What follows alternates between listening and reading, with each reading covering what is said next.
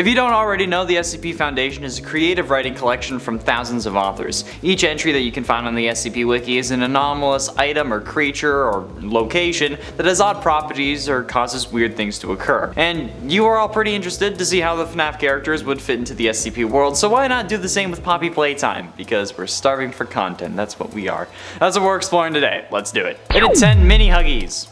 The mini Huggies are toys that were produced by Playtime Co. specifically for the Wuggy minigame that appears in Chapter 2. There are many versions of Huggy Wuggy. They're long-legged, furry entities that come in a variety of colors such as green, red, blue, and yellow. There might be more, but we don't actually see any if they are. Because you know what, in my head that would imply that they're mating to make new colors. Because how do you get purple? You mix red and blue. Yep, why am I the way that I am? But even if there are other colors, alright, again, we don't see them. The mini Huggies make an appearance during the Wuggy minigame in Chapter 2, and that's the only time where they can actually attack the player. There are 18 holes in the walls during this minigame, and when it starts, you'll hear them crawling through the pipes and making their way through the holes. You then need to turn around and smack them with the grab pack in order to actually make them retreat. This is the kind of thing that I absolutely would expect to be an SCP. And the fact that they're attached to strings that are supposed to pull them back when they get too close to the kid that mommy cuts is exactly the kind of stupid containment procedure that the Foundation would have. So I love it. In at 9, Playtime Co. Playtime Co. is the toy making company which is in essence the big bad of the game series. It was also the main location where the game takes place. It was established in 1930 with the intent to entertain children across the globe, becoming the most famous and well-known toy manufacturing company of its time. All the way back after Elliot Ludwig had divorced his wife, he would work for his company, Playtime Co., but a family death then pushed Ludwig to the lowest he'd ever been. It's unknown who died, although he continued to work for his company. He would later create big toys like Poppy Playtime, which helped his company grow. Playtime Co. would then try to experiment with their toys, trying to inject a living rat into one of them, and then it's revealed within documents that other people possessed toys. Mary Payne, for example, possesses Mommy Longlegs. It is also presumed that Poppy Playtime, the doll itself, is possessed by Elliot Ludwig's daughter, who is also the presumed family member that pushed him to his lowest. Now, they may not be an SCP exactly, but you cannot tell me that they aren't sketchy as hell like the actual SCP Foundation. I feel like there had to have been a decent amount of inspiration from the SCP Wiki for this game. Like, doing this list made me realize so many weird connections. And at 8, PJ Pug-A-Pillar. PJ Pug-A-Pillar is a swampable toy produced by Playtime Co. who debuted in Chapter 2, Fly in a Web. He resides in the Statues game as its main antagonist. The player must play the game of Statues while trying to get to the end, avoiding being caught by PJ. PJ is a long creature that is a combination of a pug and a caterpillar, which, considering how I have a pug myself, it hurts tremendously because I hate this. Look at how they massacred my boy. He has several blue and purple segments all over his body that are fluffy. He has large eyes and that have black pupils, okay? He has a pink muzzle, blue heart-shaped nose and fluffy ears, and he has multiple pink and purple arms that are covered in blue. He has pointy shoes. His tongue is pink and it's constantly hanging out of his mouth like a pug does. His teeth, or his canine teeth or whatever, are similar to that of a human's. He also seems to have teardrop patterns below his eyes, which, you know what? To me is understandable, because what the hell? Why would you do this to a pug? Look, a purple and blue caterpillar combined with a pug that also wants to eat humans? Yeah, that's totally not an SCP idea at all. Totally is, dude. Come on. And at 7, Bunzo Bunny. Debuting in Chapter 2 Fly in a Web, Bunzo first appeared in the musical memory minigame, and toy versions were later seen being produced near the water treatment facility. Bunzo in this case replaced Daisy, who in the trailer was supposed to be where Bunzo was. Bunzo Bunny is an anthropomorphic yellow rabbit with black eyes, 2 large buck teeth, and long yellow ears. He also has a green party hat and green overalls with 2 large green buttons holding them together. He holds 2 large golden symbols that he claps. His cheeks are orange alongside the inner part of his ears being that same orange, and he has small tufts of fur that can be seen on his chest and on the top of his head. Bunzo acts as one of the mechanics and the main mascot for the musical memory game, in which he will lower towards the player as they play. If the player gets an error in the game's pattern sequence or just fails it completely, or you're too damn slow, Bunzo will kill you and just slam his symbols on the side of your head. Well, aside from triggering my FNAF related PTSD, this is probably one of the creepiest characters in the game. I just imagine like a cymbal clapping monkey, like one of those toys, as an SCP, and then that's what I picture Bunzo being, so yikes. And at 6, Mommy Longlegs. Mommy Longlegs, otherwise referred to as Experiment 1222, or Mary Pine, which is her real name, is a toy produced by Playtime Co, who debuted in Chapter 2 as its main antagonist. In her angry form, Mommy Longlegs takes on a deranged and annoyed appearance, kind of like my grandmother, where her entire body becomes withered and covered in grime. In her sinister form, her appearance remains almost identical to her angry state, except that her eyes become even more dilated, or completely dilated I should say, and she won't even blink anymore.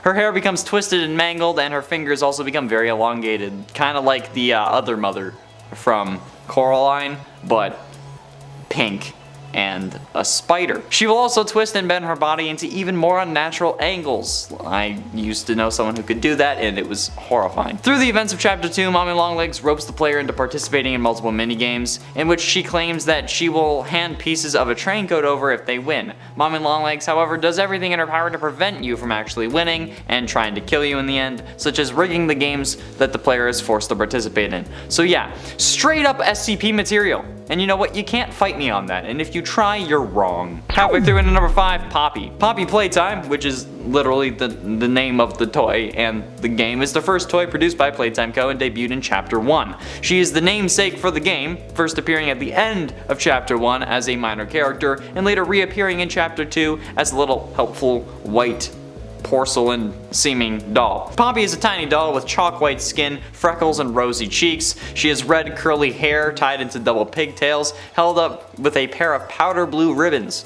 The way light reflects off of her face suggests that she is made from porcelain or some form of glazed material. She wears a large bouncy powder blue gown with long frilly sleeves adorned with numerous bows, frills, and bustles, and a pair of black Mary Janes, which I can only assume are shoes. In Chapter 2, she actually seems to be an ally to the player until the last moments when you're about to escape on the train, and she says that you're too nice to let go, and then traps you even deeper into the factory, which I was calling before I even started playing it. And then as soon as I did, I was like, she's gonna betray us. I could tell that she was that fake kind of nice, which is exactly how an SCP would operate. I mean, like, come on. Look at her in Chapter 2 and tell me that it doesn't remind you of that teddy bear who goes around making people feel good, but then has a clone that's made completely of ears, and if you get close to it, you'll start sprouting ears on your body too.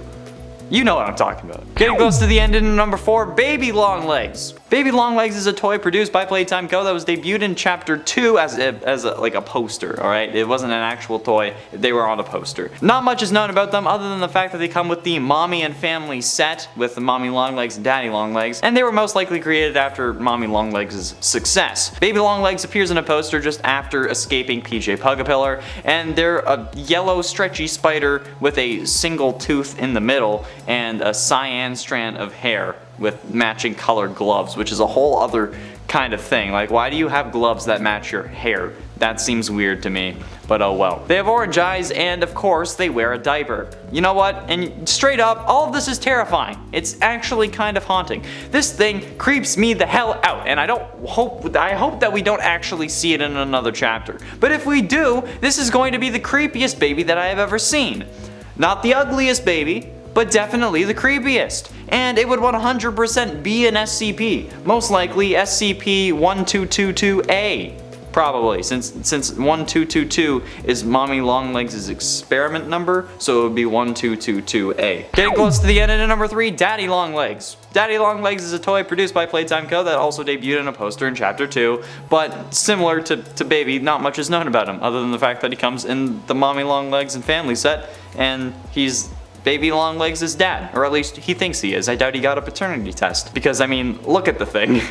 How could it not be yours? He was most likely created after the success of Mommy Longlegs, and he is meant to explain Baby Longlegs. Daddy Longlegs appears in the poster after escaping Pug-A-Pillar as well, but he just appears in a different one. However, he is a blue stretchy spider with a dark blue mustache, magenta eyes, a yellow bow tie, yellow buttons, and a gray fedora. What? How does pink and blue make yellow? I don't understand.